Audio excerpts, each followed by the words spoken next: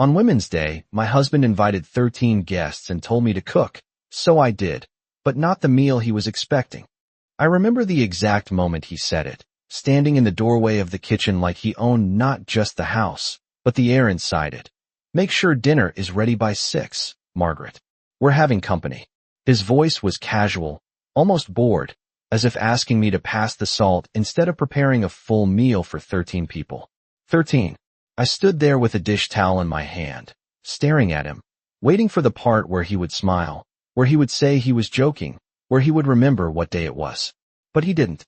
He just adjusted his watch, glanced at his phone, and walked away. The house felt quieter after that. Not peaceful, just hollow, like something had shifted slightly out of place. I turned back to the kitchen counter and began making a list in my head. Roast chicken, mashed potatoes, green beans, dinner rolls, maybe a pie if I had time. My hands moved automatically, pulling out ingredients, checking the pantry, measuring flour into a bowl.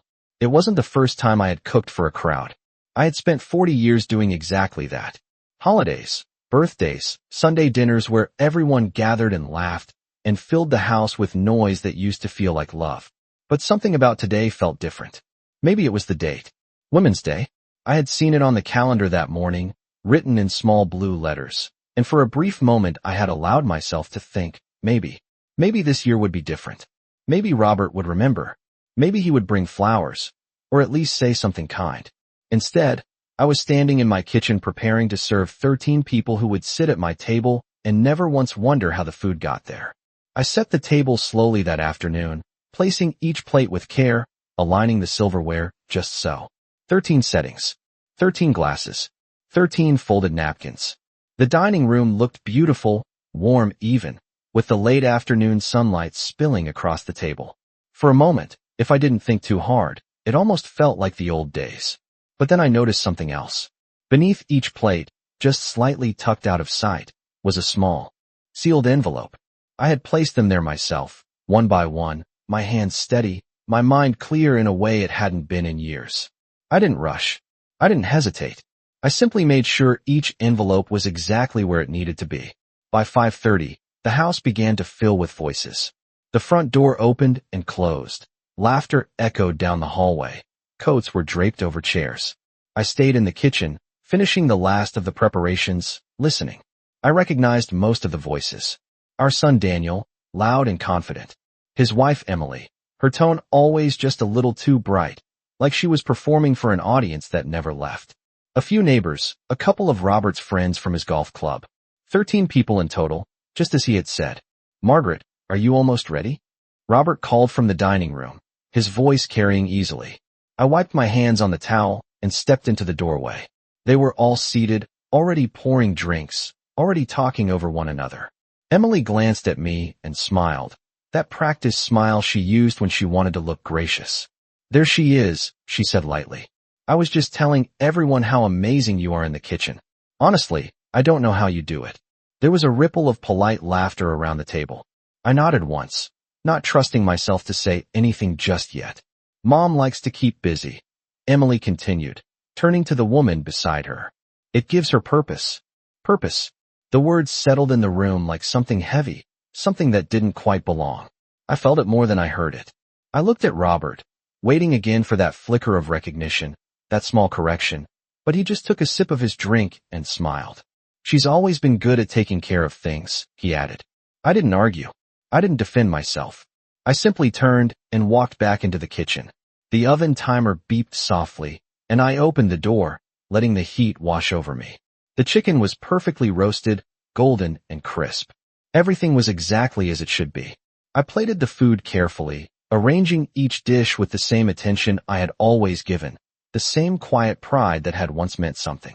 Then I paused, my hands resting on the counter. I could hear them in the other room, laughing, clinking glasses, completely at ease. They had no idea. Not about today. Not about what I had spent the last week preparing.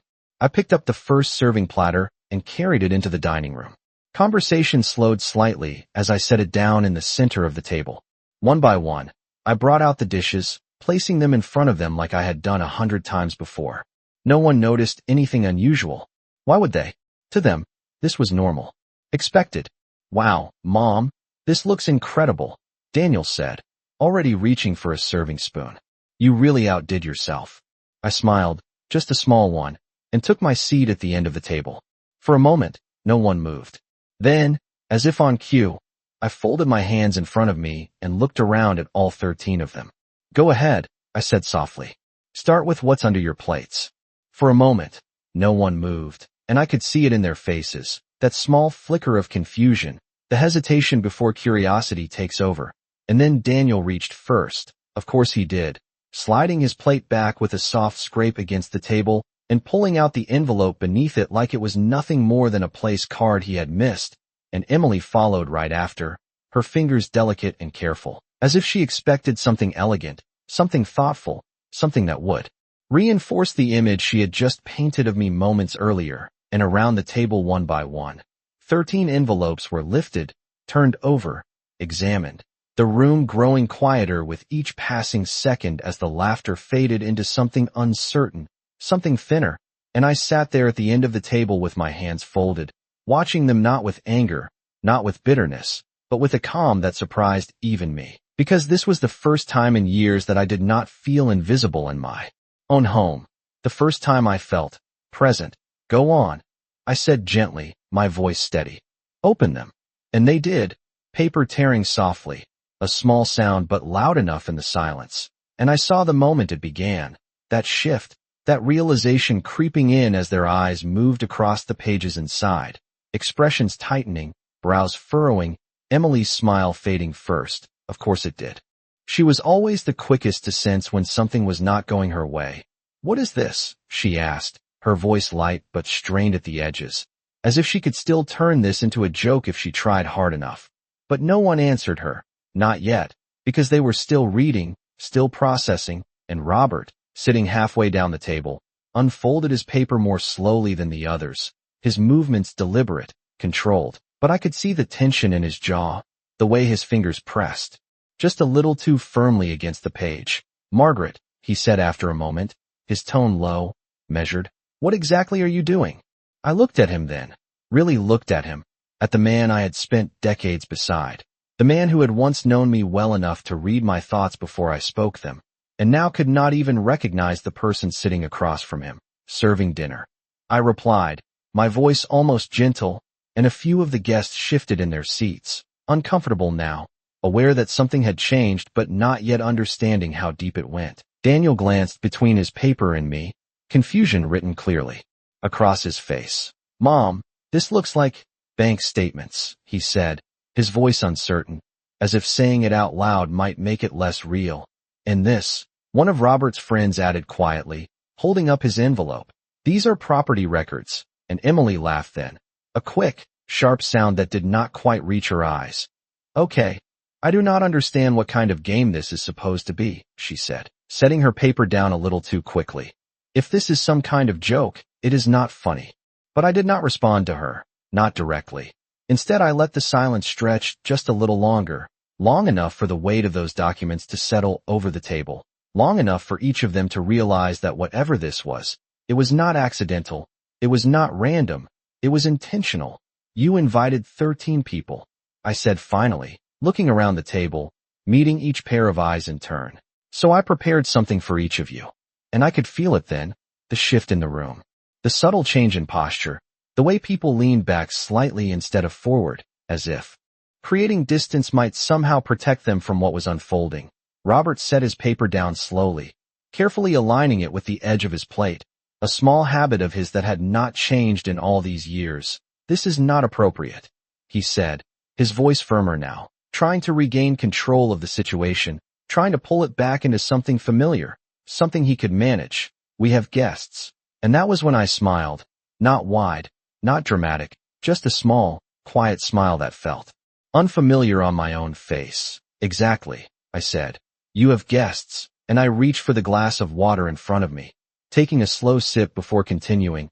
People who should know what kind of house they are sitting in. Emily shifted in her chair, her hand tightening slightly around her fork. I think we need to stop this right now, she said, her tone sharper now, the warmth completely gone. You are making everyone uncomfortable. But one of the guests, a woman I vaguely recognized from the neighborhood, spoke before I could respond.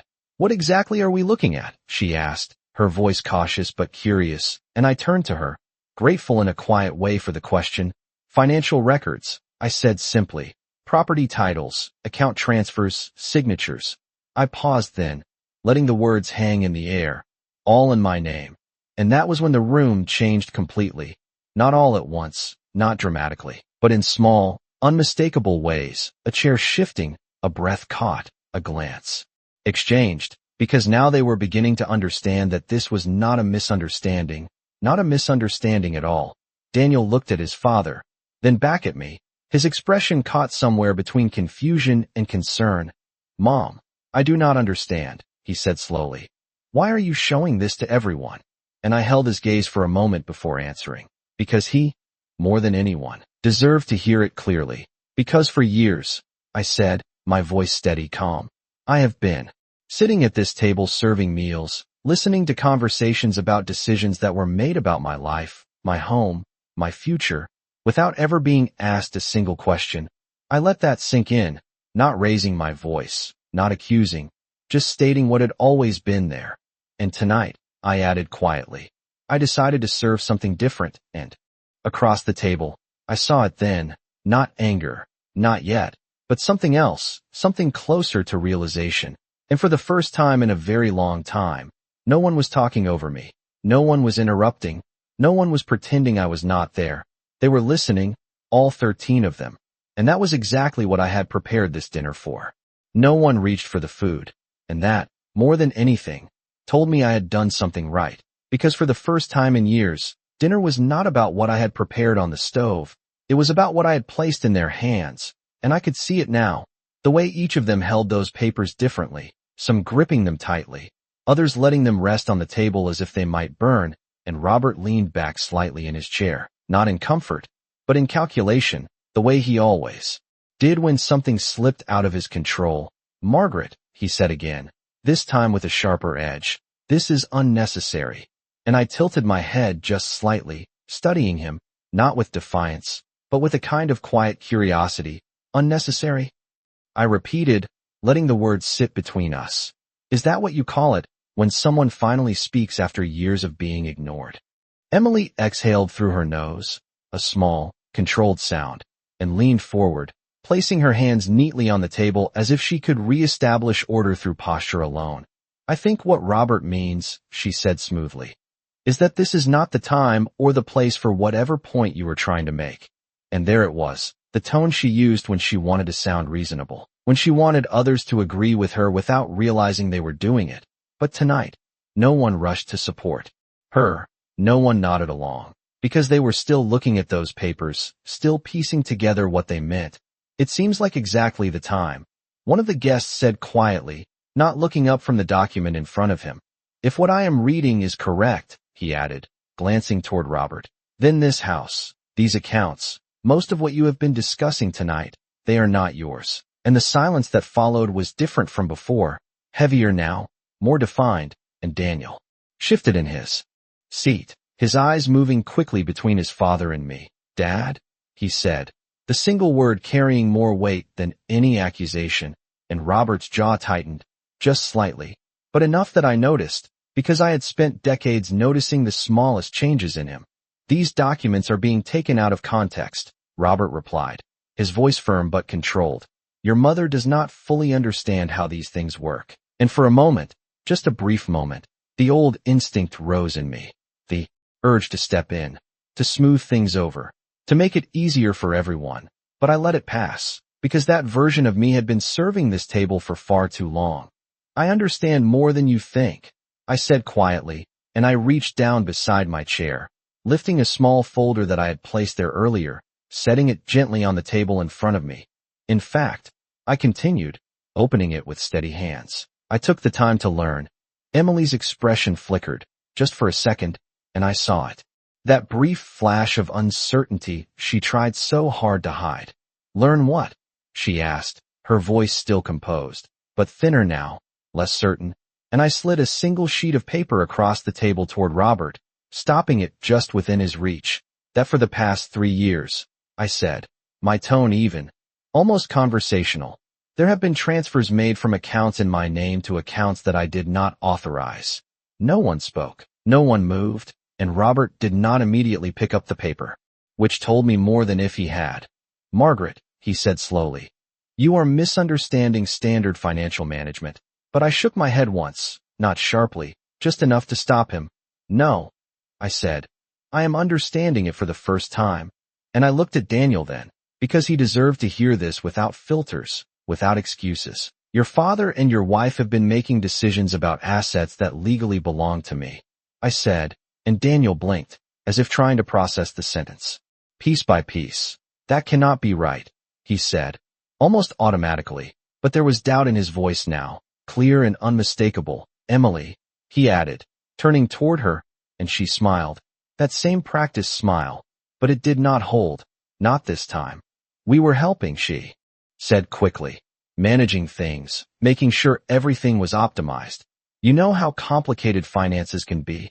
But one of the guests, the same man as before, shook his head slightly. There is nothing complicated about unauthorized transfers, he said, his tone calm but firm, and Emily's smile disappeared completely then. I think this conversation is over, she said, pushing her chair back slightly, the legs scraping softly against the floor. We are not going to sit here and be accused of something based on papers that clearly do not tell the whole story. And I watched her, really watched her, the way her composure began to crack at the edges, the way her hands moved just a little too quickly. And for the first time, I did not feel small in her presence. I did not feel diminished or dismissed. I felt steady. You are right, I said, and she paused, clearly not expecting agreement. They do not tell the whole story. I continued, and I closed the folder in front of me with a soft, deliberate motion. That is why I invited everyone to look. I let my gaze move around the table again, meeting each pair of eyes. Because for years, everything that mattered in this house was decided in private, behind closed doors, with conversations I was not part of.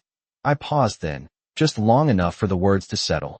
Tonight, I said quietly, nothing is hidden, and the room held still around me. No laughter, no clinking glasses, no easy conversation to retreat into, just 13 people sitting at a table that suddenly felt very different from the one they had taken their seats at less than an hour ago.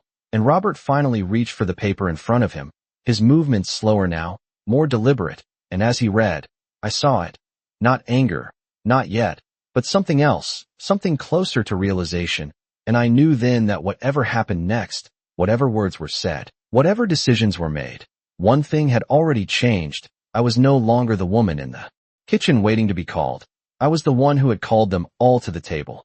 Robert did not speak immediately, and that silence told me more than any denial ever could, because for a man who always had an answer, always had control, hesitation was unfamiliar territory, and as his eyes moved across the page, slower now, more careful, I saw something shift behind them.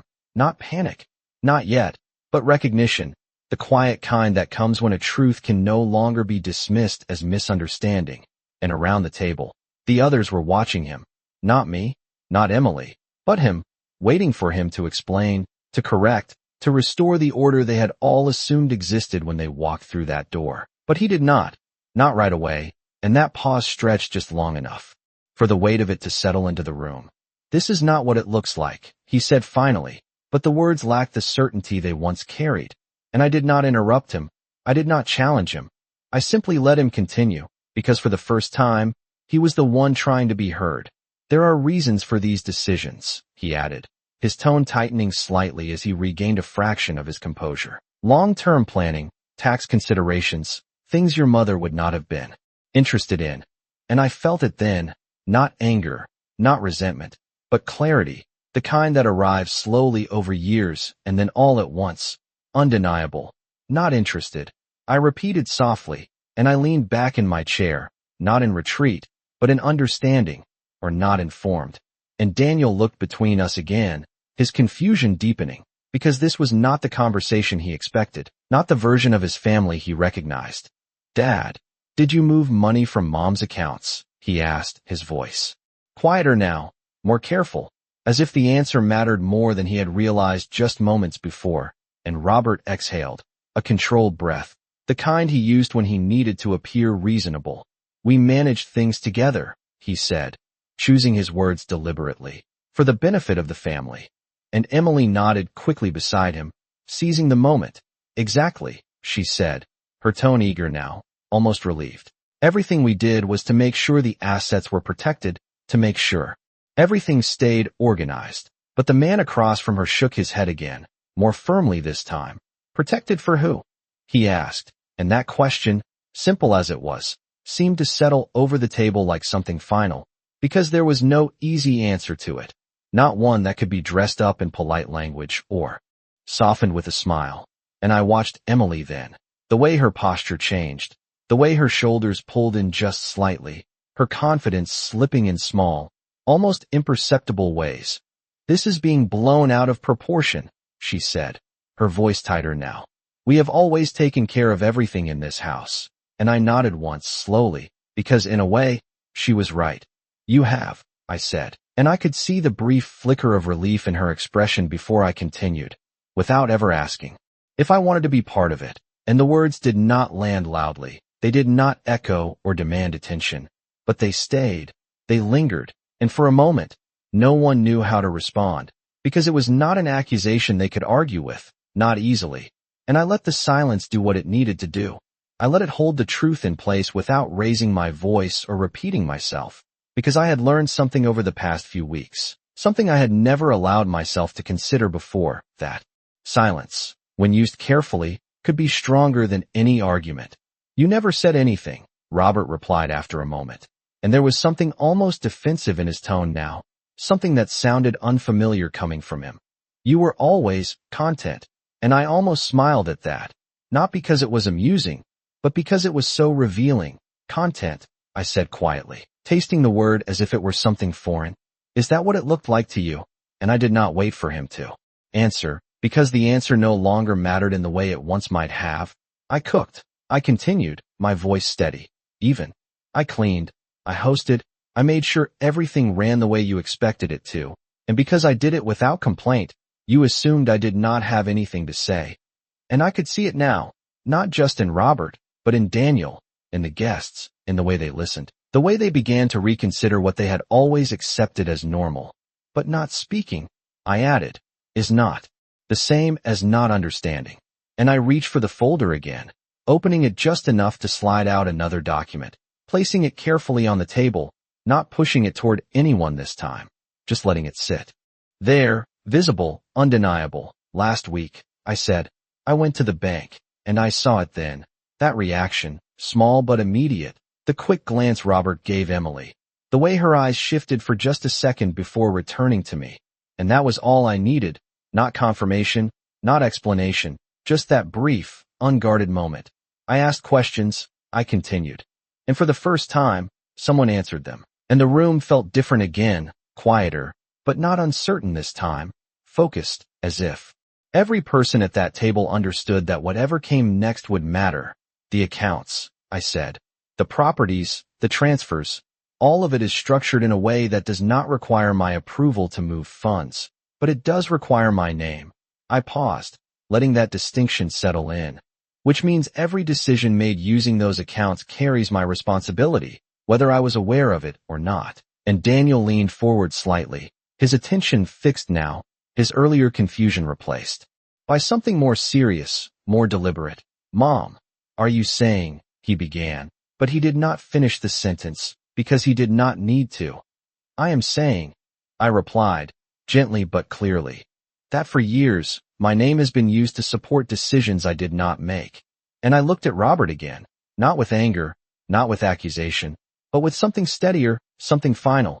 And tonight, I added, I decided that needed to change, and no one laughed, no one reached for their food, no one tried to redirect the conversation, because the dinner they had come for was no longer on the table, not in the way they expected, and for the first time in a very long time, every person in that room was listening to me not as someone who served them, but as someone who had something to say. Daniel did not look at me when I finished speaking. He was still staring at the papers in front of him, as if the numbers might rearrange themselves into something easier to accept, something that fit the version of reality he had been living in, and I understood that feeling more than he realized. because I had lived inside that same quiet confusion for years, sensing that something was off, but never allowing myself to follow the thought all the way through, never asking the questions that might have changed everything sooner. "This does not make sense," he said finally, his voice low, almost to himself, and then louder, more direct. "Why would you not tell Mom any of this?" And this time he looked at Robert, not Emily, not the table, but directly at his father, and I saw it then, that shift in him, subtle but important, the beginning of distance, of doubt, of seeing something he had not seen before. And Robert straightened slightly, adjusting his posture as if preparing to reclaim control of the conversation. "Because it was not necessary," he said, his tone firm again, almost impatient now. "Your mother was comfortable. Everything was taken care of. There was no reason to burden her with details she would not have understood." And I felt the words land, not sharply, but with a kind of quiet finality, because there it was, not hidden behind politeness or softened by explanation, just the truth as he saw it. And for the first time, I did not feel the need to defend myself against it. "You are right," I said, and the agreement caught him off guard. I could see it in the slight pause that followed. I did not understand. I continued, my voice calm. "Even, not then." And I let that sit for a moment before adding, "But I do now." And Emily shifted again, her chair moving just slightly, her composure thinning further. "Margaret, I think you are making this much bigger than it needs to be," she said, her tone softer now, almost coaxing, as if she could guide the conversation back to something manageable. "We have all been working together for the good of the family. There is no reason to create conflict over something that was done with good intentions." And I turned to her then, really looked at her, not as someone to endure, not as someone to avoid, but as someone who had made choices, deliberate ones, good intentions. I repeated quietly, and I nodded once, not in agreement, but in acknowledgement. "Do not require secrecy." And that was when one of the women at the table spoke again, her voice more certain now, less hesitant than before. "Were you aware," she asked carefully, looking at Emily, "that these accounts were solely in Margaret's name?" And Emily's answer did not come immediately, just a fraction of a second too long. "But long enough. We knew she was listed," she said, choosing her words carefully. "But that does not mean she was actively involved in managing them." And the man beside her leaned back slightly, crossing his arms. "That is not the same thing," he said. And again, no one disagreed. And I watched it unfold, not with satisfaction, not with triumph, but with a kind of quiet clarity, the way a picture comes into focus slowly, detail by detail, until it is impossible to see anything else. "Last Thursday," I said, drawing their attention back to me. "I sat in a small office at the bank with a woman named Karen who had worked there for 22 years. I did not raise my voice. I did not rush the words. I simply spoke. She looked at me the way people do when they realize you should have been told something a long time ago. And I could see it now, the curiosity, the attention sharpening again. She asked me if I was aware of the structure of my accounts. I continued, and when I said no, she explained it to me, slowly, carefully, as if she was filling in pieces of a story I had somehow missed, and I paused just long enough for them to follow, to imagine it. She told me that while my name was on everything, I had limited visibility into how those accounts were being used unless I specifically requested it. I looked at Robert again, then at Emily, and I had never requested it. And the admission did not weaken me. It did not diminish anything I had said. It simply completed the picture. So I asked her to show me. I added, and Daniel leaned forward again, his attention fixed, his earlier confusion replaced now with something more focused, more deliberate. "And what did she show you?" he asked, and I met his eyes, steady, calm. "Everything," I said, and the words settled between us, simple and complete. "Every transfer, every account, every signature." And I let my hand rest lightly on the folder in front of me, not opening it again, not needing to. Because what mattered was no longer inside it. It was already here, already understood. I did not argue. I continued. I did not raise my voice. I did not call anyone. And I allowed myself the smallest pause, just enough to let the difference be felt. "I came home," I said, and I started preparing dinner. And a few of the guests shifted slightly, the connection beginning to form, The realization that this evening had not been impulsive, not emotional, but planned, deliberate, and Emily's expression changed again, the last trace of confidence slipping away as something colder replaced it, something more cautious. "You are trying to embarrass us," she said, her voice lower now, more controlled, and I shook my head once, slowly. "No," I replied. "I am trying to be heard." And I let the words stand on their own, without explanation, without emphasis, because they did not need it. And around the table, I could feel it, that shift completing itself, the movement from discomfort to understanding, from confusion to clarity, not all at once, not for everyone, but enough. Enough to change the way they were sitting, the way they were looking at me, the way they were no longer seeing me as the woman who had cooked their meal, but as the one who had invited them to witness something they could no longer ignore. Emily did not respond immediately this time, and that was new, because she had always been quick, always ready with the right tone, the right words, the right way to shift attention away from anything uncomfortable. But now she sat there with her hands folded too tightly in her lap, her gaze moving briefly to Robert, and then back to the table, as if searching for something she could still control, and Robert, for his part, had grown quieter, not because he had nothing to say, but because he was beginning to understand that whatever he said next would not land the way it always had. And that realization, subtle as it was, settled over him like something unfamiliar. "Margaret," he said after a moment, his voice lower now, more measured. "If there has been a misunderstanding, we can discuss it privately." And there it was again, that instinct to move things out of sight, to return to the closed doors where conversations could be shaped without witnesses, where decisions could be explained in ways that did not require full transparency. And I felt a small, quiet clarity settle in me, steady and certain. "No," I said gently, not sharply, not confrontationally, just enough to hold the line.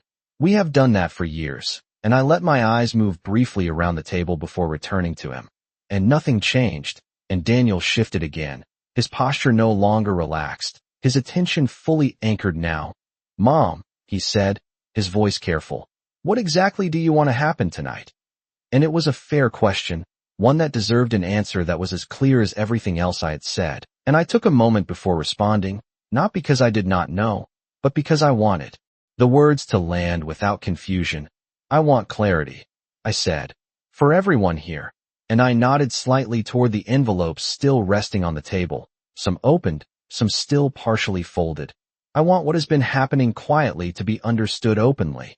And one of the guests, the same woman who had spoken earlier, leaned forward just slightly, her expression thoughtful. "Are you saying you were never told about any of this?" she asked, and I met her gaze, steady, not in a way that allowed me to make decisions. I replied, and that distinction mattered, not just to me, but to the room, because it separated information from control, presence from participation, and I could see it now, the way people were beginning to understand that difference. "But you signed documents, did you not?" another guest asked, his tone cautious but direct, and I nodded once. "Yes," I said. "I signed what was placed in front of me, often with explanations that were simplified, summarized, or presented as routine," and I paused briefly before adding, "I trusted that what I was being asked to sign reflected decisions made together." And Robert exhaled again, a soft, controlled sound. But there was something else in it now, something closer to unease. "That is how most families operate," he said, attempting to steady the conversation, to bring it back into familiar territory. "Not every detail needs to be discussed at length." But the man across from him shook his head once more decisively this time.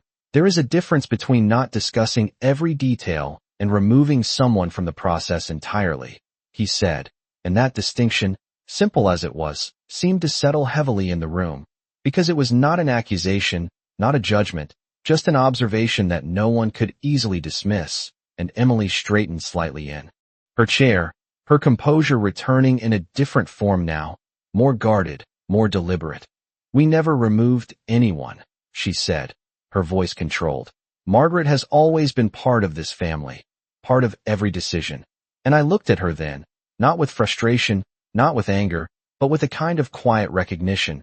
"Being present is not the same as being included," I said, and the words did not rise, did not sharpen.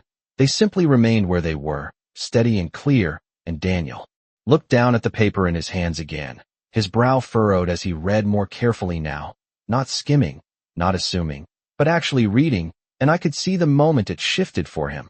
The small change in his expression when something aligned in a way it had not before. These transfers, he said slowly. They were authorized under Mom's name. And then, looking up, but not signed by her. And no one corrected him. No one interrupted, because it was there, in the documents, plain and simple. And Robert's gaze moved to me again, more directly this time. You went to the bank, he said, not as a question, but as a statement, and I nodded once. Yes, I replied, and he held my gaze for a moment longer, as if searching for something he had not expected to find, something that did not fit the version of me he had grown accustomed to. And you spoke to someone there, he added, and again, I nodded. I did, and the room felt still again, but not uncertain, not confused, just attentive, as if every person there understood that the conversation had crossed a point where it could not simply return to what it had been before. And what did they advise you to do? He asked, and there was something different in his tone now, not quite defensive, not quite controlled, something closer to cautious, and I allowed myself a small pause before answering, not for effect, but because the answer mattered. They advised me to review everything, I said, to understand the structure, to confirm my rights, and to decide how I wanted to proceed, and I rested my hands lightly on the table, not gripping, not tense, just steady. So I did. And Emily's eyes flickered again, just briefly, but enough. And what have you decided? She asked, her voice softer. Now, more measured, as if she already suspected the answer but needed to hear it said aloud. And I looked at her, then at Robert, then at Daniel, and finally around the table at the rest of them, not seeking approval, not asking for agreement, just acknowledging their presence. I decided, I said quietly, that I will no longer allow decisions about my life to be made without me. And the words did not echo. They did not demand attention, but they settled, firm and undeniable, into the space between us, and no one reached for their food. No one returned to casual conversation, because something had shifted in a way that could not be undone.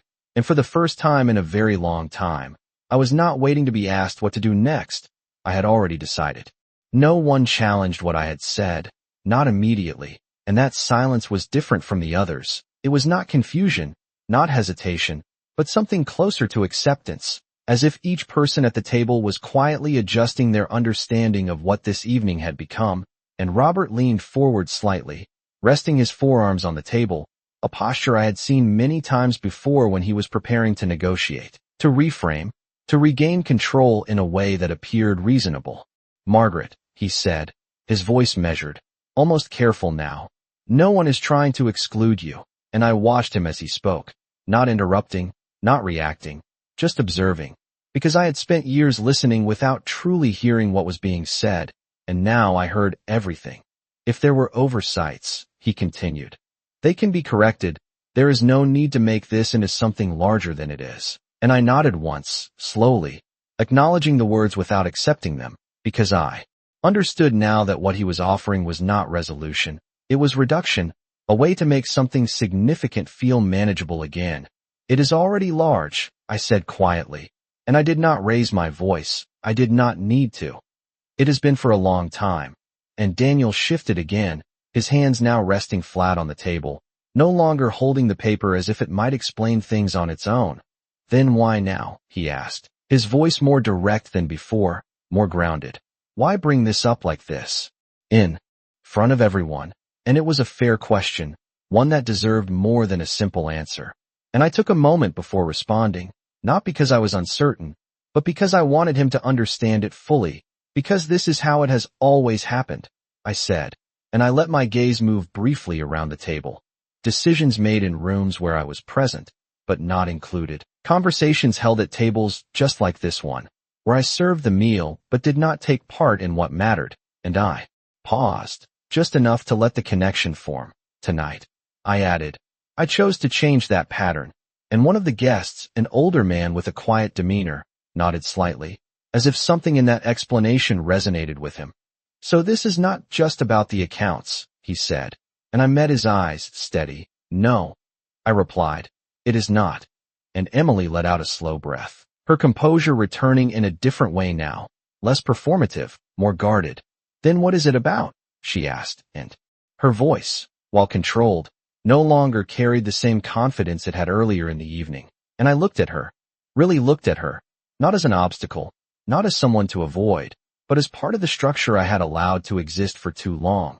It is about being seen, I said, and the simplicity of it seemed to land more clearly than anything else I had said.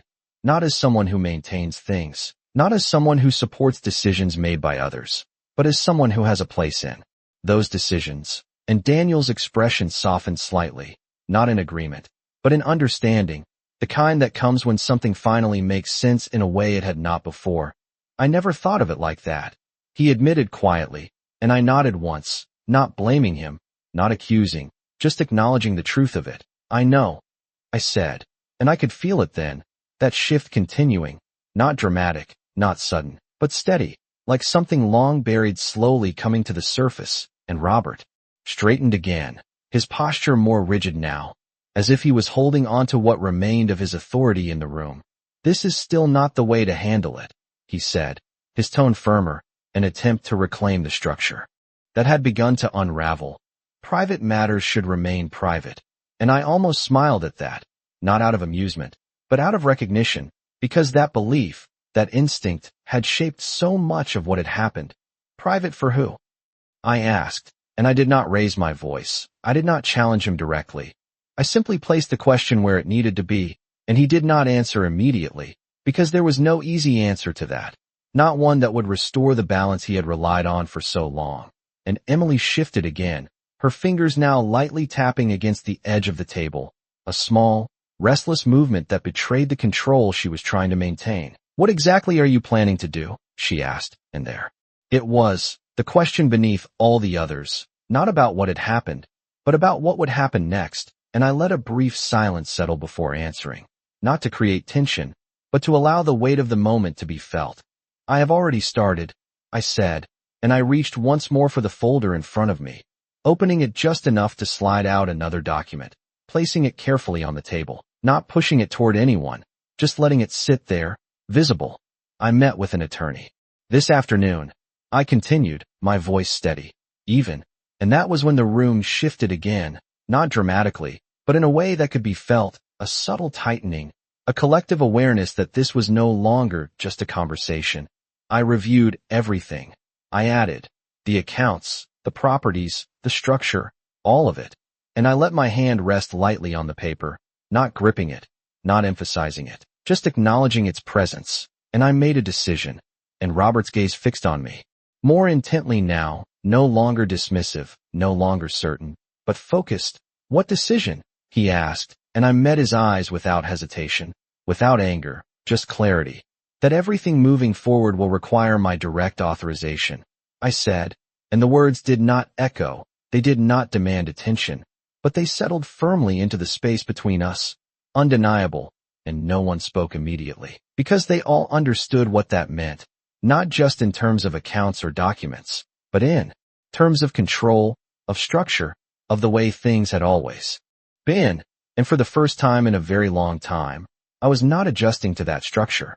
I was redefining it. The word authorization did not need to be repeated.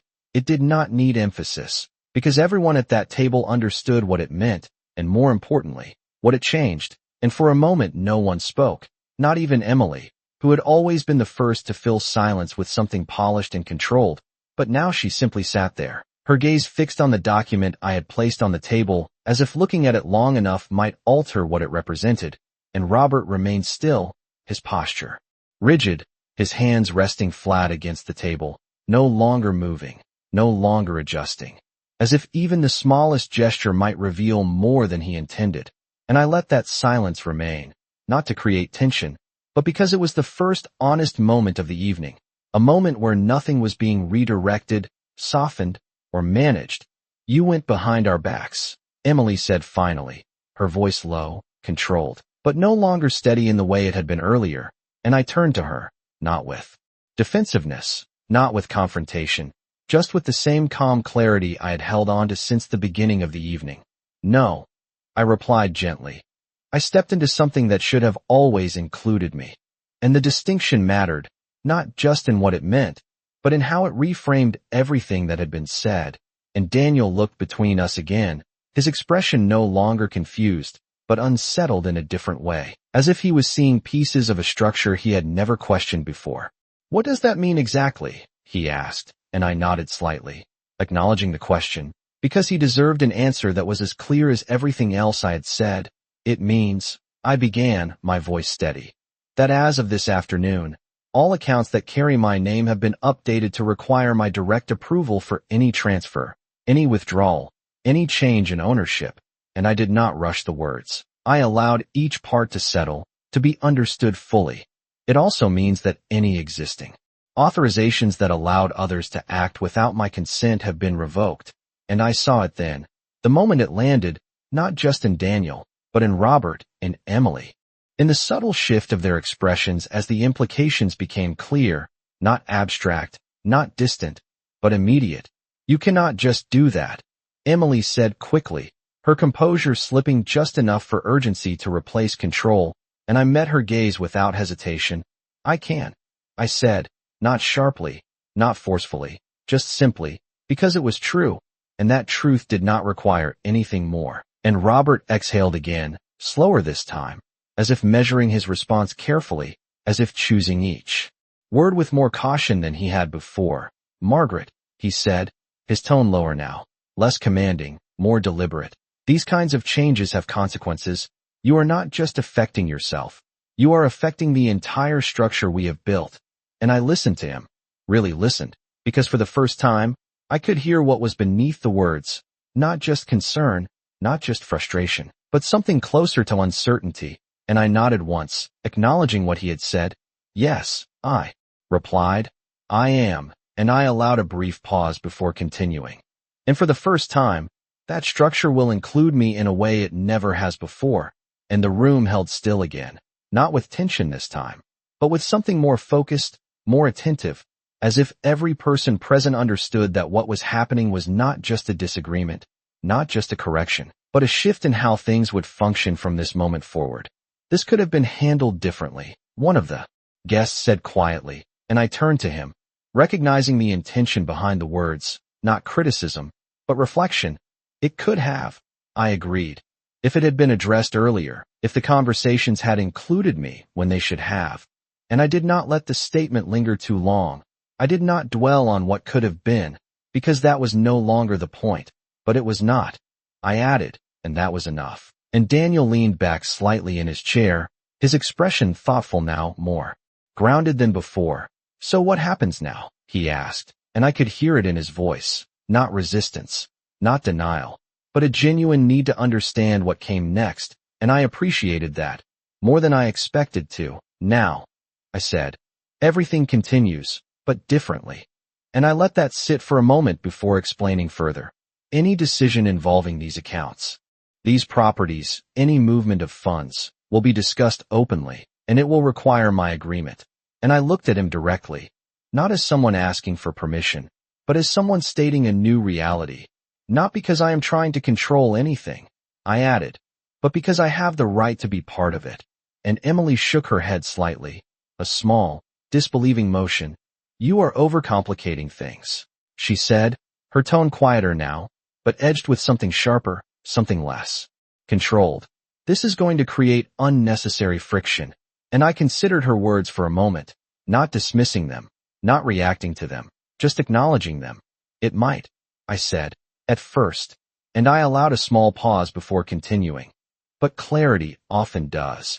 And that seemed to settle over the table in a way that nothing else had, not because it resolved anything, but because it named something they could not deny. And Robert looked at me then, not with dismissal, not with certainty, but with something I had not seen in a long time, something closer to recognition, as if he was beginning to understand that this was not a moment that would pass, not something that could be redirected or minimized, but a change that had already taken hold. And for the first time in years, I was not waiting for him to respond, not looking for his approval or his agreement. I had already moved forward, and the dinner I had prepared was no longer about the food on the table. It was about the truth that had finally been served. and the realization that from this moment on, nothing in this house would function the way it had before. The room did not return to normal after that. Not gradually, not quietly, but in a way that felt suspended, as if time itself had slowed just enough for everyone to sit inside what had been said without the usual distractions to escape into. And I noticed something then that I had not expected. No one was reaching for their phones. No one was making excuses to leave. They were staying, all 13 of them, not out of obligation, but because something real had finally replaced the polite surface they were used to, and Daniel was the first to move, not dramatically, just a small shift as he placed the papers back into the envelope with more care than before, aligning the edges as if that might help him process what he had read. "So this has been happening for years," he said, not as a question, but as a realization, and I nodded once, because there was no reason to soften it. "Yes," I replied, and he let out a slow breath, leaning back slightly, his gaze moving toward his father again. But this time it was different, not searching for guidance, not looking for reassurance, but evaluating. "And you were aware of all of it," he added, and Robert did not answer immediately, not because he could not, but because the answer would not carry the same authority it once had, and that pause, that hesitation, was enough, and Emily straightened again, her composure returning in a sharper, more defensive form. "This is being twisted," she said, her voice tighter now. "You are presenting this as if something dishonest was happening when in reality we were simply managing things efficiently." And I listened to her, not dismissing her words, not reacting to the tone, just hearing the pattern that had always been there. The way control was framed as care, the way decisions were justified by their outcome rather than how they were made. "Efficiency," I repeated quietly, and I allowed myself a small pause before continuing. "Without transparency." And the distinction settled over the table again, not loudly, not forcefully, but clearly. And one of the guests, a man who had remained silent until now, spoke with a calm that carried more weight than volume ever could. "Efficiency is not the issue," he said, looking from Emily to Robert. "Consent is." And that word, simple and precise, seemed to hold the entire conversation in place, because it named something that had been present all along without ever being acknowledged directly. And Emily's expression tightened, just slightly, as if she recognized that shift as well. "We never intended to exclude anyone," she said, her tone softer now, but still edged with resistance, and I met her gaze without hesitation. "Intent does not change impact," I replied, and I did not elaborate. I did not need to, because the room understood it now, not as an argument, but as a fact that could not be easily dismissed. And Robert leaned back slightly in his chair, his posture less rigid than before, but not relaxed, more like someone recalibrating, adjusting to a reality he had not planned for. "So what you are saying," he began, choosing his words carefully, "is that everything we have built, everything we have managed, now has to be restructured because you feel you were not included enough." And I considered his words, not rejecting them outright, not accepting them either, just placing them in the context they belonged. "No," I said quietly, "what I am saying is that everything that involves me will now include me." And the difference, subtle as it was, shifted the meaning entirely, and Daniel nodded slightly, as if that clarification aligned with something he had been trying to understand. "That seems reasonable," he said, almost to himself, and Emily turned toward him quickly. "You do not understand what this means," she said, her voice rising just enough to reveal the strain beneath it. "This is going to slow everything down, complicate decisions, create unnecessary friction." And Daniel looked at her then, not dismissively, not defensively, but with a steadiness that had not been there earlier. "Maybe," he said, "but that does not make it wrong." And that was when the room shifted again, not in tension, not in conflict, but in alignment, as if something that had been unbalanced was beginning to settle into place. And I felt it too, not as relief, not as victory, but as something quieter, something more grounded, the sense that I was no longer speaking into a space where my words would be absorbed and redirected without acknowledgement. "I am not asking for anything unreasonable," I said, my voice steady.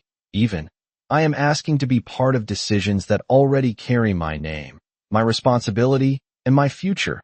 And I let that settle without adding anything more, because it did not need to be expanded. It was complete as it was, and one by one, I saw it in their expressions, not agreement from everyone, not immediate acceptance, but understanding. The kind that does not require approval to exist. And Robert looked at me again, longer this time, not searching, not dismissing, but considering, as if he was seeing something he had overlooked for a very long time. And for a moment, just a brief one, the room felt balanced in a way it had not before, not because everything was resolved, not because every question had been answered, but because the conversation had finally shifted from assumption to awareness, and no one reached for the food. No one tried to move the evening back to what it had been, because they all understood now, whether they agreed with it or not, that this dinner was never about the meal. It was about what had been placed in front of them, what had been revealed, and what could no longer be ignored.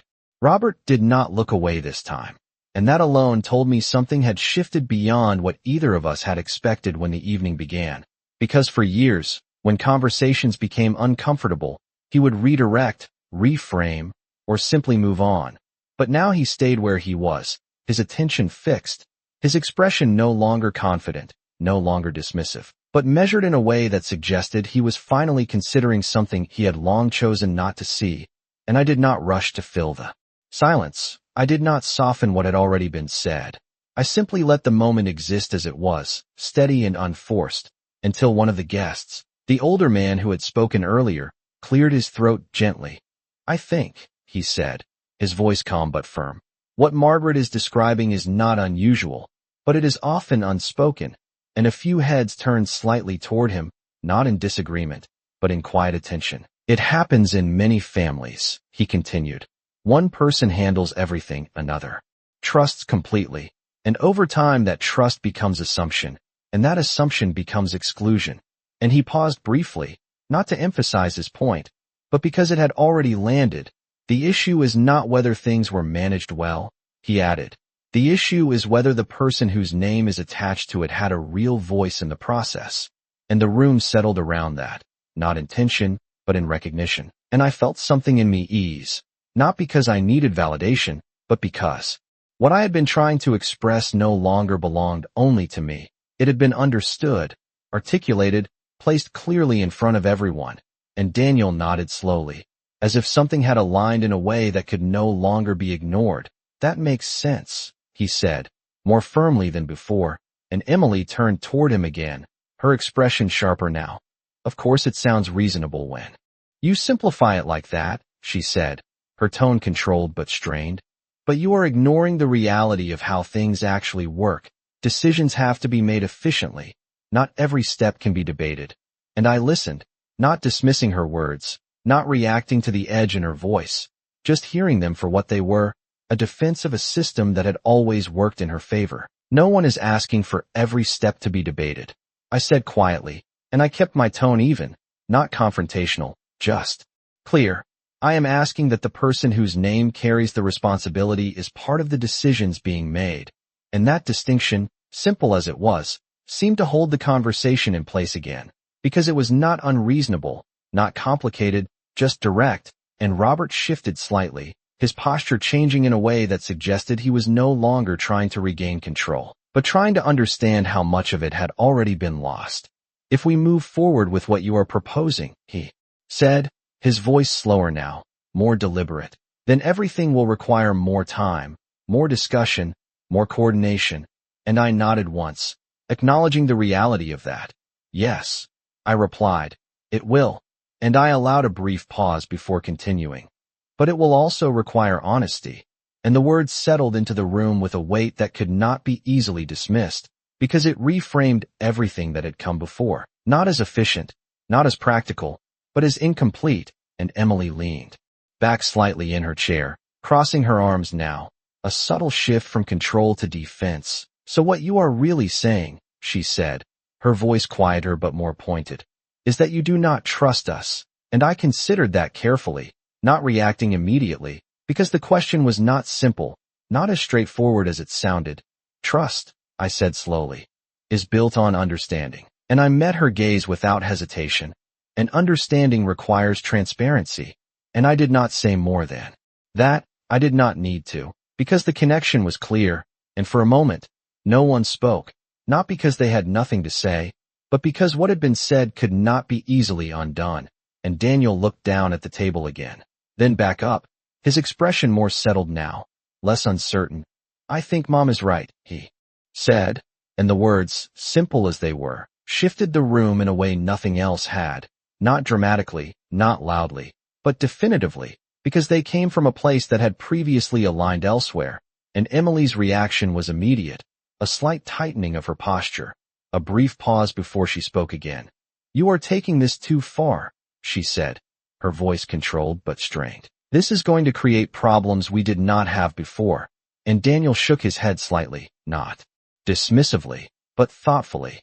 "Or maybe it is going to address problems we never acknowledged," he replied, and that was when I saw it clearly, not in words, not in gestures, but in the space between them, the shift in alignment, the quiet movement of understanding from one place to another, and Robert noticed it too. I could tell by the way his gaze moved between them, measuring, recalculating, recognizing that the structure he had relied on was no longer as stable as it had once been, and I sat there, not intervening, not guiding the conversation, just allowing it to unfold naturally, because for the first time, it was not being directed around me. It was including me, and after a moment, Robert spoke again, his voice quieter now, less certain. "If we are going to move forward this way," he said, "then we will need to revisit everything." And I nodded once, not in concession, but in agreement with the process itself. "Yes," I said, "we will." And I let that settle, because it was not a threat, not a demand, just a statement of what would now be required. And the room did not resist it. Not fully, not the way it might have earlier, because something had already changed, something that could not be returned to its previous state. And for the first time in a very long time, I was not adjusting myself to fit the structure around me. The structure was beginning to adjust to include me, and that, more than anything else, was what I had prepared this evening to accomplish. No one tried to return the evening to what it had been, not after that, not after the shift had settled into every corner of the room, and I could see it in the way people sat now, no longer relaxed, no longer performing the easy roles they had walked in with, but present in a way that felt unfamiliar, almost careful, as if each word from this point forward carried more weight than it once had. And Robert remained still for a moment longer before he finally nodded, not in agreement exactly, but in acknowledgement, a quiet acceptance that something had changed beyond his ability to redirect it. "Then we will revisit everything," he repeated, more to himself than to anyone else, and I watched him as he said it, not with satisfaction, not with a weight I had carried for so long I had forgotten it was there. And I glanced down at the table then, at the plates that had been carefully set, at the food that had been prepared but left untouched, and I realized that none of it mattered in the way it once had, not tonight, not after everything that had been said, and I reached forward slowly, picking up my fork, not as a signal to return to normal, but as a simple acknowledgement that the moment had moved from revelation to something else, something quieter, something more settled, and Daniel followed a second later, then one of the guests, and gradually, without anyone announcing it, the room began to shift again, not back to what it had been, but forward into something new, where conversation resumed in a different tone, more measured, more aware, and I listened as they spoke, not excluded, not overlooked, but included in a way that felt both unfamiliar and entirely natural at the same time, and Robert eventually reached for his fork as well, though his movements were slower, more deliberate, as if he was still adjusting to the new balance that had formed,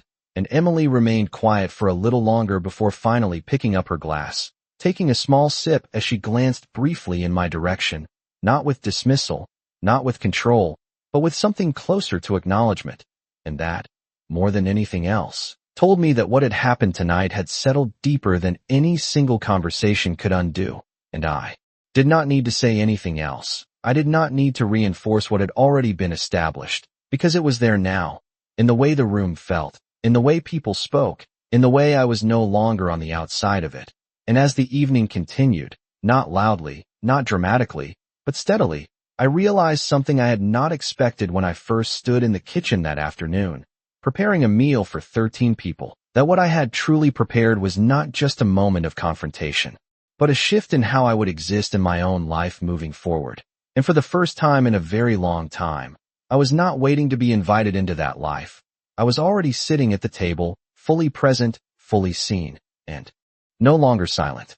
The house was quieter by the time the last guest left, not empty, not hollow the way it had felt earlier that day, but settled in a way I had not experienced in years, as if something that had been out of place for a long time had finally been set back where it belonged. And I stood in the kitchen for a moment after closing the door, my hand resting lightly on the counter where I had spent so many evenings preparing meals that no one questioned, no one thought twice about, and I looked around. At the familiar space, the cabinets, the sink, the small details that had once defined my role so completely, and for the first time, I did not feel confined by them. I felt separate from them, as if they were part of my life, but no longer the center of it.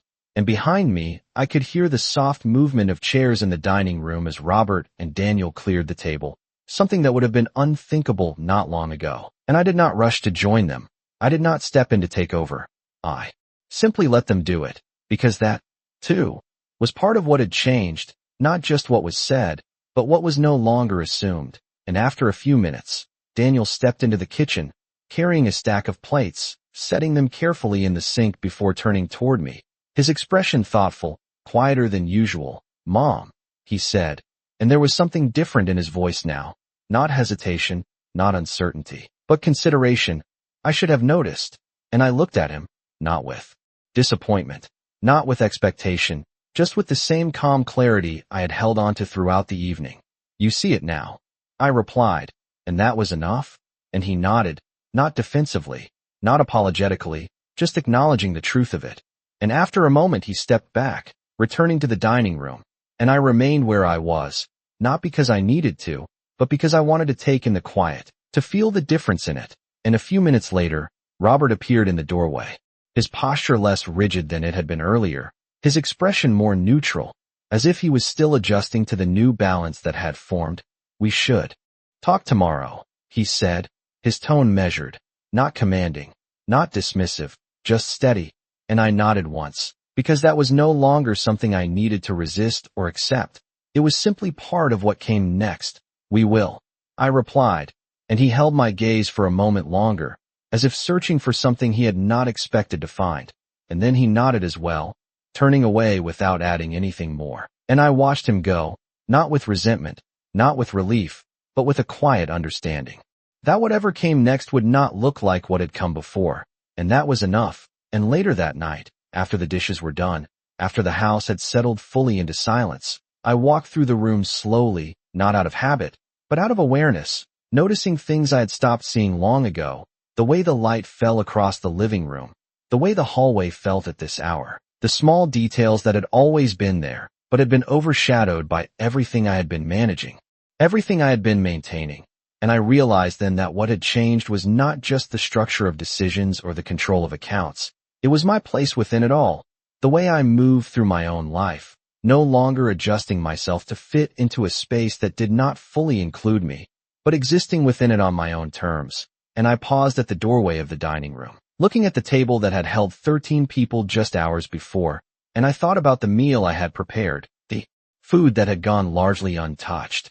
And I almost smiled, not because it had been wasted, but because it had never really been the point. And I stepped closer, resting my hand lightly on the back of one of the chairs, and for a moment I allowed myself to feel it fully, not the confrontation, not the tension, but the clarity that had followed, the quiet shift that had taken place without shouting, without force, just through presence and truth. And I understood then that what I had served that evening was not something that could be cleared away or forgotten.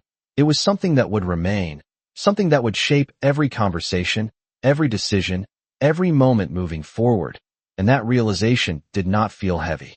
It felt steady, grounded, like something that had finally settled into place. And I turned off the light as I left the room, not because the evening was over, but because it had become something else entirely, something that would continue long after the table was cleared.